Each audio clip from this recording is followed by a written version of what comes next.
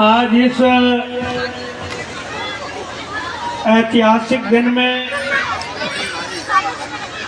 ऐतिहासिक विद्या मंदिर के प्रांगण में हमारे विद्या कॉन्वेंट पब्लिक स्कूल के इस एनुअल फंक्शन में आज इस कार्यक्रम के आयोजक संयोजक विद्यालय के डायरेक्टर आदरणीय अनिल पाल जी,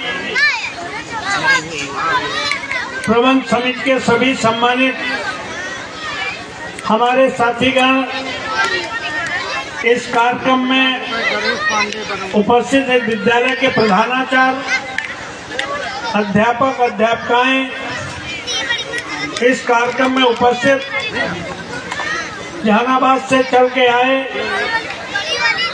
हमारे साथी भाई ओम प्रकाश पाल जी, एक विद्यालय के प्रबंधक भाई सुरेश पाल जी, विनोद जी, नितिन जी, और इस विद्यालय के कार्यक्रम में उपस्थित अभिभावकगण, हमारी माता शक्ति, और इस विद्यालय में एनुअल फंक्शन में जिन्होंने सांस्कृतिक कार्यक्रम के माध्यम से अभिभावकों का, क्षेत्रीय हमारे सभी बुजुर्गों, नौजवान साथियों का और इन बच्चों का जिन्होंने विनोद करने का काम किया है, प्रस्तुति के माध्यम से प्रभावित करने का काम किया है, उन विद्यालय के मल्टी डायमेंशन वाले बच्चों का मैं इस मंच के माध्यम से हार्दिक स्वागत करता हूं, वंदन करता हूं, अभिनंदन करता हूं। पहले बच्चे वन डायमेंशन के होते थे। ये एनुअल फंक्शन इसीलिए होते हैं कि हम वार्षिक उत्सव पर अपने विद्यालय की आर्थिक प्रगति, शैक्षिक प्रगति, विद्यालय की बिल्डिंग और विद्यालय की स्थापना के उद्देश्यों को, जिनके नाम पे विद्यालय स्थापित किया गया था, जिन उद्देश्यों को लेकर हम आगे बढ़ने का काम किया था, उनको कितना आगे बढ़ा पाए, ये आकलन करने का दिन है। इस कार्यक्रम का बहुत बढ़िया संचालन करने वाली है। अब खुद ही विद्यालय के संचालक हैं भाई राम प्रताप पाल जी, जो अपना दल के जिलाध्यक्ष भी हैं, और साथ ही हमारे जिलाध्यक्ष साथी आए हैं। उन सभी का मैं इस वार्षिक उत्सव पर बहुत बहुत आभार व्यक्त करता हूं, बधाई देता हूं। और आज अभिभावकों का, चूंकि बड़े पैमाने पर इस पिछड़े क्षेत्र में जो इंग्लिश मीडियम विद्यालय खोलकर हमारी प्रबंध समिति जो अभूतपूर्व काम किया है, उसके लिए प्रबंध समिति को ढेर सारी बधाई देता हूं। क्वालिटी एजुकेशन देने के उद्देश्य से इस विद्यालय की स्थापना की गई है, और सांस्कृतिक प्रोग्राम के माध्यम से हम आकलन कर सकते हैं कि बच्चों के ने शिक्षा के क्षेत्र में जो प्रगति की है, वो तो आने वाला रिजल्ट बताएगा। लेकिन जो मल्टी डायमेंशन के बच्चे आज की तारीख में प्रस्तुति के माध्यम से आने वाले भविष्य में हर क्षेत्र में अपना कला कौशल दिखाने का काम करेंगे, उन सभी बच्चों का मैं आभार व्यक्त करता हूं। और आज इस अवसर पर एक ही बात कहना चाहता हूं कि लोग शिक्षा गलत उद्देश्य से अभिभावक दिलाते भी हैं, और बच्चे गलत उद्देश्य से शिक्षा प्राप्त भी करते हैं। अब आप कहेंगे कि भी गलत उद्देश्य से अभिभावक शिक्षा कैसे दिलाते हैं और बच्चे गलत उद्देश्य से शिक्षा लेने का काम क्यों करते हैं? शिक्षा का मतलब लोगों ने समझ रखा है रोटी रोजी कमाना। शिक्षा का उद्देश्य है कि हम इंटरमीडिएट, हाई स्कूल, फिर इंजीनियरिंग, डॉक्टरेट, MBA, MCA करके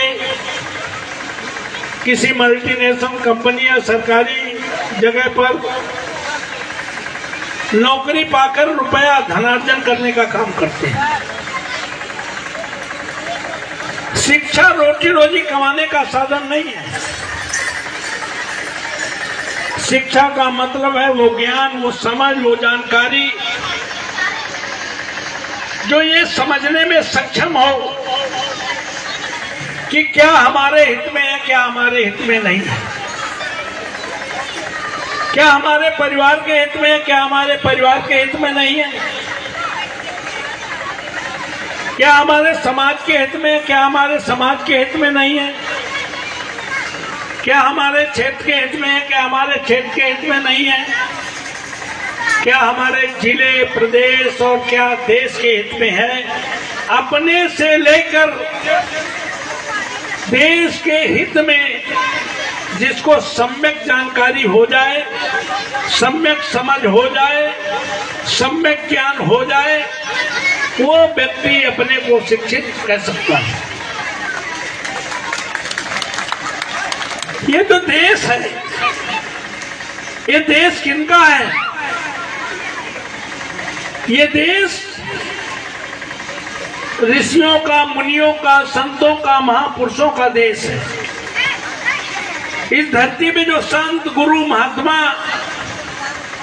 जिन्हें भगवान कहते हैं, उन्होंने मनुष्य रूप में जन्म लेकर समूचे मानव समाज को एक दिशा, एक दर्शन देने का काम किया। जिस समय लिखने के लिए कागज नहीं था, पढ़ने के लिए किताबें नहीं थी, लोग छालों में लिखते थे, पत्तों में लिखते थे, दो पत्थर रगड़ के आग पैदा करते थे, लेकिन सोच वसुधैव कुटुंबकम की रखते थे। समूची धरती कुटुंब है, ये सोच सिर्फ भारत में है, दुनिया के किसी मुल्क में पाई नहीं जाती। 2500 साल पहले बुद्ध पैदा हुए। उन्होंने क्या कहा? उन्होंने कहा सर्वे भवन सुखना, सर्वे सन्तु निरामया, सर्वे भद्राणि पश्यन्तु मा कश्चित् दुःख भाग् भवेत्। कोई दुखी ना रहे। कौन दुखी ना रहे? मनुष्य जाति नहीं, पशु पक्षी नहीं, पेड़ पौधे नहीं, चर अचर गोचर कोई दुखी ना रहे। इतना बड़ा विजन 2500 साल पहले भगवान बुद्ध ने दिया था। तब बिजली का आविष्कार नहीं हुआ था, सड़कें नहीं थी। आज हम शिक्षा के चरम सोपान चल रहे हैं। हम सॉफ्टवेयर हार्डवेयर में प्रवेश कर रहे हैं। हम चंद्रयान में पानी खोज रहे हैं। मेरा आज मानना है, बच्चों का चूंकि कार्यक्रम है, विद्यालय का एनुअल फंक्शन है, कि शिक्षा का मतलब विजन बढ़े या घटे। शिक्षा बढ़ रही है, विजन घट रहा है। डेवलपमेंट बढ़ रहा है, विजन घट रहा है। रोशनी बढ़ रही है, विजन घट रहा है। हम लोग भी इसी बगल के गांव के, इसी ब्लॉक के रहने वाले हैं। यहाँ तमाम लोग, यहाँ प्रधानाचार्य तमाम लोग बैठे हैं। इस विद्यालय के प्रधानाचार्य खुद ही अपने गांव में जब पढ़े होंगे तो हम लोग लालटेन या दिए की रोशनी में पढ़े थे। किसकी रोशनी में पढ़े थे? लालटेन या दिए की रोशनी में पढ़े थे। ये वही गांव है बरौली, ये आसपास के गांव है। जो दिए में दिखाई देता था वो आज हाइलोजन में दिखाई नहीं पड़ता है। दिए में क्या दिखाई देता था जो हाइलोजन में नहीं दिखाई देता? जितना हाईली क्वालिफाइड सोचे उतना अंगूठा छाप सोचे। तो पढ़े लिखे बिना पढ़े लिखे में कोई अंतर है क्या? जितना दिए में दिखाई दे उतना हाइलोजन में दिखाई दे। तो हाइलोजन जलाने की जरूरत है क्या? जो दिए में दिखाई देता था हाइलोजन में नहीं दिखाई देता। दिए में क्या दिखाई देता था? दिए में माँ बाप दिखते थे, दिए में भाई बहन दिखते थे, दिए में खानदान दिखता था, दिए में मोहल्ला दिखता था, दिए में गांव दिखता था। और इन्हीं गांव मोहल्लों में रहने वाले गांधी, सुभाष, अम्बेडकर, भगत सिंह, लोहिया जैसे लोगों का पूरा देश दिखता था। आज हाइलोजन जल रहे हैं, दिखाई कुछ नहीं पड़ता। आज वसुधैव कुटुंबकम छोड़ो, सर्वभौम सुखिना छोड़ो, देश छोड़ो, प्रदेश छोड़ो, जिला छोड़ो, तहसील छोड़ो, ब्लॉक छोड़ो, गांव छोड़ो, मोहल्ला छोड़ो, बिरादरी छोड़ो, खानदान छोड़ो, अपवाद न हो। यहाँ तो अनिल जी ने अपने पिता के नाम, माता के नाम ये विद्यालय स्थापित करने का काम किया है। अपवाद न हो तो एक ही मकान में रहते, नेरोलैक पेंट वाले कमरे में सीएफएल की रोशनी में। अपवाद न हो तो जिन्होंने हमें पैदा किया है सबको माँ बाप भी दिखाई नहीं पड़ते। अपवाद न हो तो उसी मकान में रहते जो हमारे आगे पीछे पैदा हुए हैं भाई बहन, वो भी सबको दिखाई नहीं पड़ती। अब इस तरक्की के दौर पर, इस डेवलपमेंट के दौर पर उसी मकान में रहते हुए नेरोलैक पेंट वाले कमरे में सीएफएल की रोशनी में केवल मेरी बीवी, मेरे बच्चे दिखाई देते हैं, इससे ज्यादा दिखाई। और अगर इतना हाईली क्वालिफाइड वाला मेरे बीवी मेरे बच्चे दिखाते हैं, उसके घर में माँ बाप भी नहीं दिखाई देते, भाई बहन नहीं दिखाई देते, तो हाथ ऊंचा करके बताओ बच्चों भाको, क्या इसको शिक्षित पुरुष मानोगे? क्यों भाई? ये काम तो अंगूठा छाप भी कर रहा है। हमने तमाम उन लोगों को हम जानते हैं जो लोग एक दिन भी स्कूल नहीं गए, एक भी दिन स्कूल नहीं गए, भाई को पढ़ाने के लिए, बहन को शिक्षित करने के लिए, उसकी शादी करने के लिए, माँ बाप की दवा करने के लिए पूरी जिंदगी कुंवारे रह गए। वो समाज के दायित्वों को पूरा करने का काम करते हैं, गांव के अपने रिश्तेदारों का दायित्व पूरा करने का काम करते हैं। तो बता दो कौन पढ़ा लिखा है जो अपने माँ बाप के लिए, भाई बहन के लिए, उसकी शिक्षा के लिए, उसकी शादी ब्याह के लिए, माँ बाप की दवाई के लिए कुंवारा रह गया? वो ज्यादा पढ़ा लिखा है कि बीए, एमए, एमटेक, एमसीए करने के बाद जो अपनी बीवी बच्चे के लिए जिएगा वो ज्यादा पढ़ा लिखा है। क्यों भाई? तो इसलिए मैं कहना चाहता हूँ कि केवल किताबी ज्ञान के साथ साथ हम उल्टी दिशा को चल रहे हैं। ये विद्यालय ही हैं जो ये फिर उल्टी दिशा के बजाय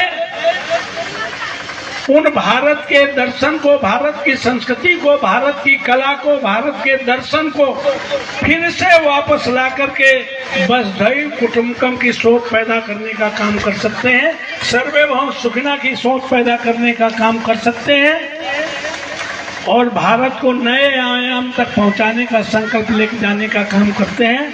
हमें पूरी आशा उम्मीद है कि अनिल जी उनके परिवार ने जो शिक्षा के क्षेत्र में बिगुल बजाने की शुरुआत की है, पिछड़े क्षेत्र में ये सीबीएसई बोर्ड का विद्यालय खोलकर ये विद्यालय निश्चित तौर पर मील का पत्थर साबित होगा। हमें पूरी तरह से इस विद्यालय के बच्चों का, पिछड़े वासियों को पूरा आश्वासन है कि विद्यालय की बेहतरी के लिए, इस विद्यालय के मार्ग में अगर कोई रुकावट आवे तो हम जैसा आदमी आपका कंधा से कंधा मिलाकर साथ देने के लिए, क्षेत्र के लोगों को बेहतर शिक्षा मिले, गुणवत्तापूर्ण शिक्षा मिले, अनुशासन हो और नए तरह के बच्चे तैयार होकर के देश का नाम रोशन करने का काम करें। इसी आशा विश्वास के साथ सभी आए हुए लोगों का पुनः हार्दिक स्वागत करता हूं, वंदन करता हूं, अभिनंदन करता हूं। अपनी बात खत्म करता हूं। जय हिंद, जय भारत।